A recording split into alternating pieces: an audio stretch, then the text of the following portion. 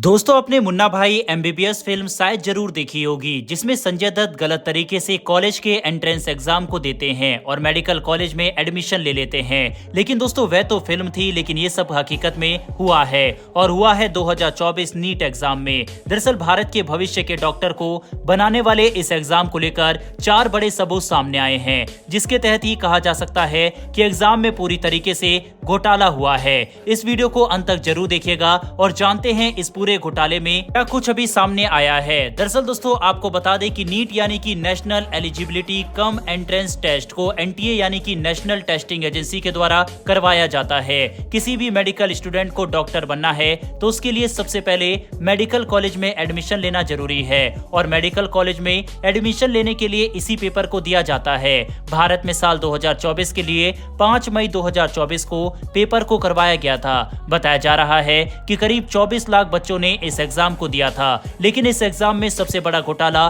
सामने आया है। दरअसल दोस्तों जिस दिन लोकसभा चुनाव के नतीजे सामने आए उसी दिन इस एग्जाम के रिजल्ट को भी अनाउंस कर दिया गया।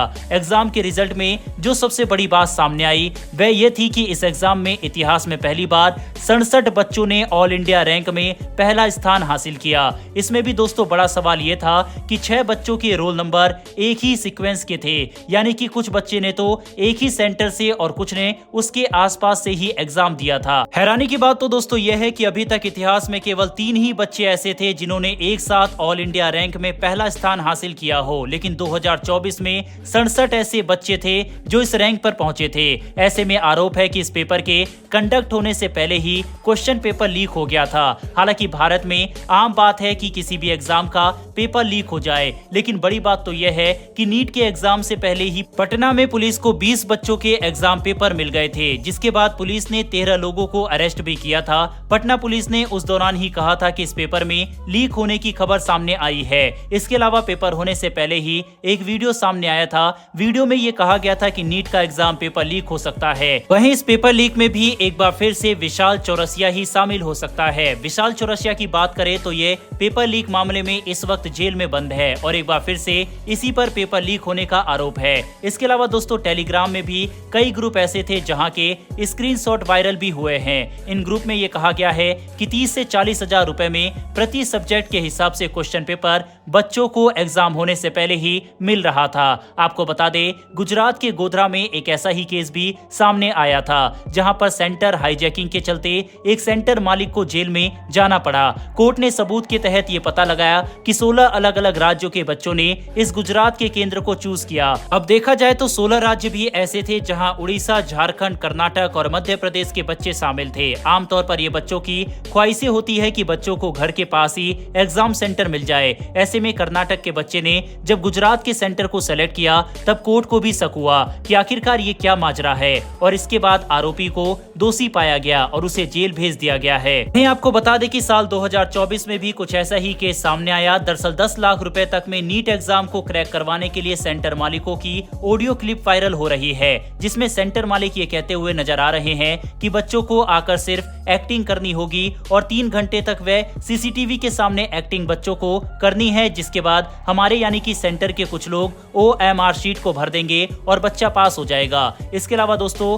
नीट एग्जाम के बाद कट ऑफ जारी की गई, उसकी बात करें तो एक साल में सीधा 30 नंबर कट ऑफ में बढ़ा दिए गए हैं। ऐसे में बड़ा सवाल ये भी है कि बिना किसी नोटिफिकेशन के इतना ज्यादा कट ऑफ क्यों बढ़ाया गया। इसके अलावा दोस्तों नीट के एग्जाम में 2 बच्चों के 718 और 719 नंबर आए हैं। अब अगर एग्जाम के पैटर्न को देखें तो 718 या फिर 719 नंबर आना लगभग इम्पॉसिबल है। ऐसा हम क्यों कह रहे हैं आपको समझाते हैं। दरअसल नीट के एग्जाम में कुल 200 सवाल होते हैं। ऐसे में बच्चों को सिर्फ 180 क्वेश्चन के जवाब देने होते हैं और एक सही जवाब होने पर बच्चों को 4 नंबर मिलते हैं, यानी कि 180 को 4 से गुना करें तो 720 नंबर आते हैं। यानी कि अगर एग्जाम 720 नंबर का हुआ है, अब अगर किसी बच्चे ने एक सवाल का गलत जवाब भी दिया है तो उसे 1 नंबर की नेगेटिव मार्किंग मिलती है, प्लस 4 नंबर उसके वह होते हैं जो सही होने पर उसे मिलते हैं, यानी कि 4 जमा 1 नंबर नेगेटिव मार्किंग, यानी कि कुल 5 नंबर की उसकी कटौती होती है अगर बच्चा एक सवाल का गलत जवाब दे तो।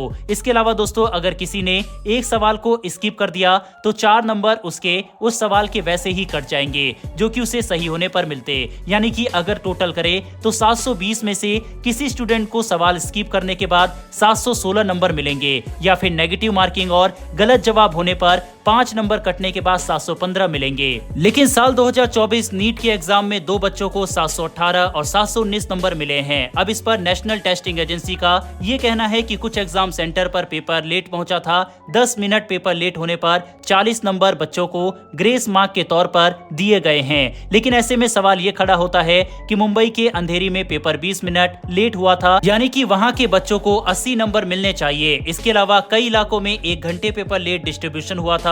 तो ऐसे में एनटीए के द्वारा जो फॉर्मूला लगाया गया है उसके तहत 60 मिनट लेट होने पर बच्चों को 240 नंबर देने चाहिए, या हो सकता है कि एनटीए ने वो दिए भी हो। लेकिन दोस्तों बड़ा सवाल यहाँ पर यह खड़ा होता है कि आखिरकार जो बच्चे हमारे देश का भविष्य हैं, जो आगे चलकर देश के लिए डॉक्टर, जो कि भगवान का रूप माना जाता है, इतने बड़े पद पर बैठने वाले हैं, उनके लिए ये सब क्या फॉर्मूला लगाए गए हैं। इसके अलावा जो बड़ी बड़ी खबरें पेपर लीक होने की, एग्जाम सेंटर हाईजैक होने की और साथ ही ये ग्रेस मार्क्स के निकाल कर आई है, उससे तो ये सवाल खड़े हो जाते हैं कि क्या आखिरकार इस पेपर को करवाने में घोटाला हुआ है। पेपर लीक के सवाल पहले ही सबूत थे, वीडियो में लगातार सामने आ रहे, मीडिया में ये खबरें चल रही थी, तो इस पर नेशनल टेस्टिंग एजेंसी ने क्यों कोई स्टेप नहीं उठाया। सवाल तो ये भी है कि क्या सचमुच पेपर एग्जाम सेंटर पर लेट पहुंचे थे या फिर उन्हें लेट करवाया गया था, क्योंकि पेपर लेट होने के बाद ग्रेस मार्क्स देना तो उन बच्चों के साथ धोखा होगा जो ईमानदारी के साथ इस पेपर में मेहनत करके बैठे थे। अब सवाल है कि क्यों दोबारा से नेशनल टेस्टिंग एजेंसी